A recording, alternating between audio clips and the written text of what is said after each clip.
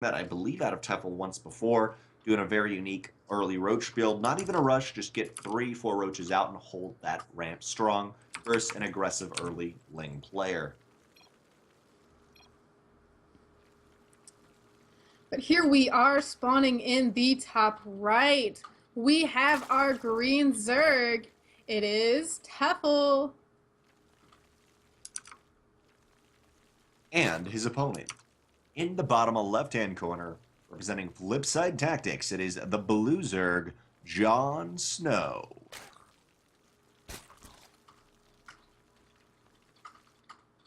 Jon Snow needs to win this if he wants to stay on in this tournament. He is one game away from defeat. He's just on the edge of the cliff, but he is slowly climbing his way away from that edge.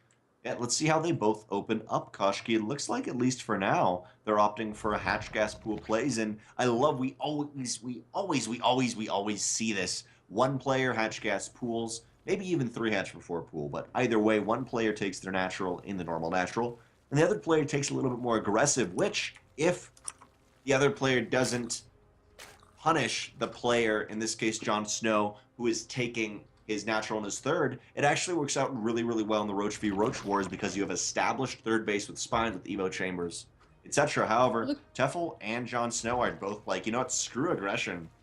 We like macro games. Yeah, both players going for that 3 hatch before pull. We've got a gas now, and that spawning pool coming down for Tefl. And now we have our spawning pool coming down from Jon Snow as well. It's a really funny matchup of two brilliant minds going 3 hatch before pool, or kind of something around that, because you gotta note their overlords, if there was a Ling pressure, generally the Lings could dance around the overlord. So it's not like they saw something. They're just like, huh, I don't think you have the guts. Yeah, they're both opening up very similar. There's a few differences in their build. I mean, Tefl went for the gas a little bit quicker than Jon Snow did. But overall, you know, both really playing a macro game at the moment. This is the type of game, not only because of their macro styles, but also because of the nature of the map architecture with the chokes in the middle. We could see lurker pushes, etc., kind of shutting down the fights. And heck, we could even see one of those games where you just divide the map in 2. It's not too hard on Dust Towers when we see a long Roach Hydra. And I'm trying to think of their mentalities. Tefl, he's 1 game away from victory. Might as well play it safe. Might as well get in a nice position. He's not even playing it safe, though. He's actually playing a little bit... He's playing it a little bit risky, but just saying, you know what, if I play it like this and I'm fine in the mid-game, we're going to be okay. But what is Jon Snow thinking? I feel like overall, this is just a little bit of a either gamble, or he says Tefl's not going to be aggressive, and Tefl will play this style. This could be a phenomenal read into both players. Yeah, it's interesting to think of what both players are doing at the moment.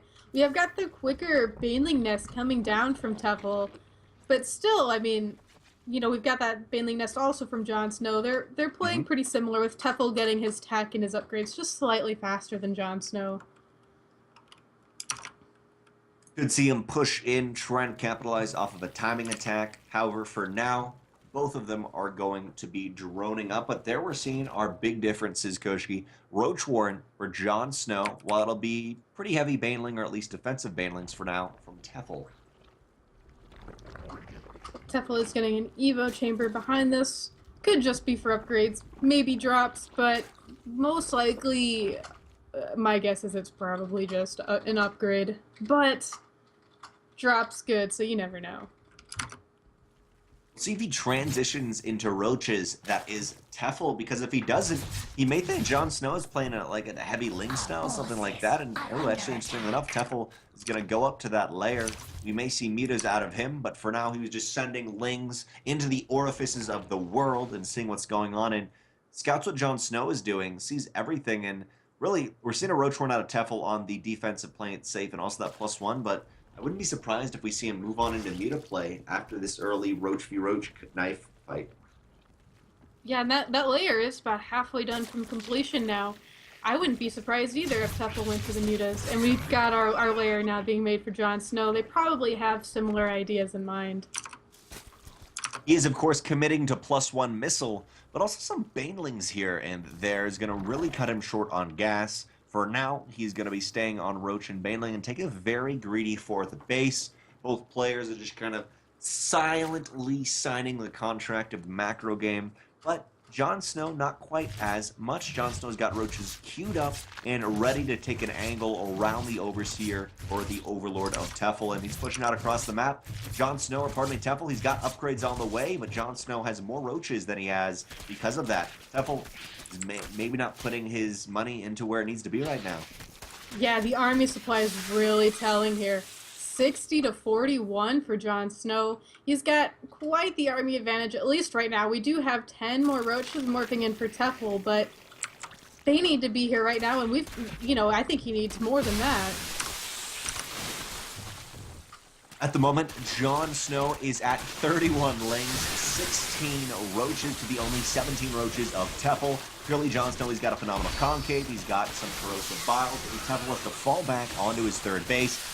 Tefl's fourth base is going to go down. Now the lanes are going to false around. A lot of the corrosive biles are doing the damage. Corrosive biles are actually a little bit of predictionary, hoping that Tefl would fall back. But with those lanes, it's just got too much damage into Tefl. And Tefl, he's falling apart. Jon Snow is getting up lane to his face. And Koshkii, I think we may see a 2-2. I think we may see Jon Snow able to even this up. He is fighting into a big concave, but he's got another stealing unit setting across the map. And I think as long as he can hold on for a few seconds, he's going to be able to overwhelm.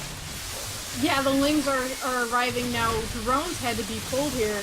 The Ravager will fall. There's only Lings left, and actually, Tefl, he's held for now. And actually, Jon Snow quite behind. The army supply is 58 to 34. Tefl, I think that drone pull really saved him. Very nice play from Tefl, and now that he is held, he's got +1 and Roach speed done. As I was mentioning before, if he can just survive on through this, he will have those done. But with that survival, he's now able to push out across the map. Yet he's going to have to be able to defend a small lane run by. It's going to head into his natural or his main. It's going to look like it's going to go for actually the third base right there, hoping to pull back the Roaches. And we're going to see a similar situation unfold. We'll have to see how the upgrades, though, go in, I think, Tefl's favor right here. More Roaches arriving. Jon Snow pushed back a little bit. There's a nice concave here from Tefl. Some of the Roaches weren't attacking there, but now they are. Lings, however, really bothering the Roaches. And now the drones have been pulled too. And we've got a Spine Crawler about to finish, but Tefl doing a great job taking out a lot of the stuff here at the third. Jon Snow pulls his drones, but there was many more Roaches than Jon Snow had against Tefl, and Tefl pulled his drones right there. However, it looks like barely Jon Snow is holding on, and that's always the precarious position you put yourself in with early aggression. When your opponent has time to push out units, they can sometimes use that and overwhelm you once you lose a lot. But really right now, Jon Snow is not going to be able to hold his fourth, and with that, they're both going to even each other up. Tefl, though, has a slight upgrade the workers. And the Tefl has 44 workers compared to Jon Snow's 29. That could hurt Jon Snow in the long run. Tefl held really quite nicely and knows when he's overstayed his welcome. He's going to fall back, and it looks like he's just going to fall back onto a couple extra Roaches. +2 is a few seconds away. Hydralisk Cavern is also on the way for Tefl to even this up, and Jon Snow, he's got a handful of units here or there, but he was just a little bit too aggressive in the early game. Maybe he's thrown it away. I don't know. Tefl's just going to keep pulling back. He does not want to let a Ling run by be his demise. Yeah, and he probably realized too that there was a huge concave up on the third base, and Spine Crawler combined with Queens. You don't want to push into that. Jon Snow would have definitely had the advantage if Tefl were to just fight blindly into it. Tefl started his journey to the fourth hatch 4 or 5 minutes ago, and it was stunted, it was delayed, but finally he can now take it in a much more safe position. He's got a lot of Roaches out of the map. He's got an upgrade lead.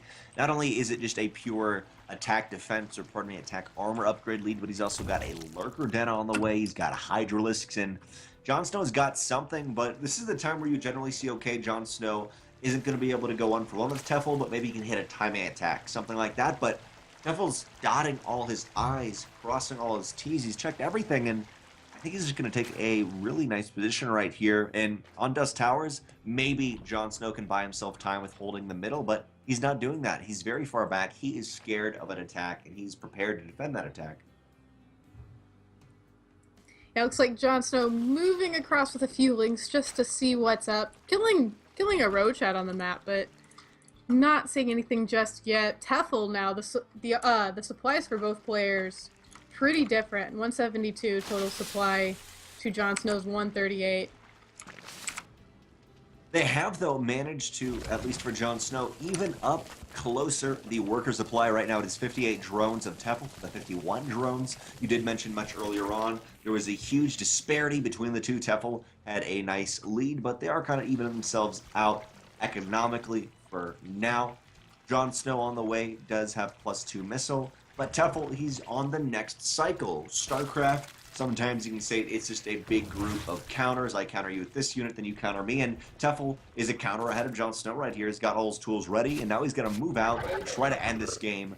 What does Jon Snow do, Koshkii? Jon Snow, he has seen the move. You know, he's seen the move out. He's getting an Overseer to help deal with the Hydra Den, but, you know, or excuse me, with the Lurkers, but Tefl, he's already here. The Vials, nice Vial there, takes out a Lurker, but there's still more behind it.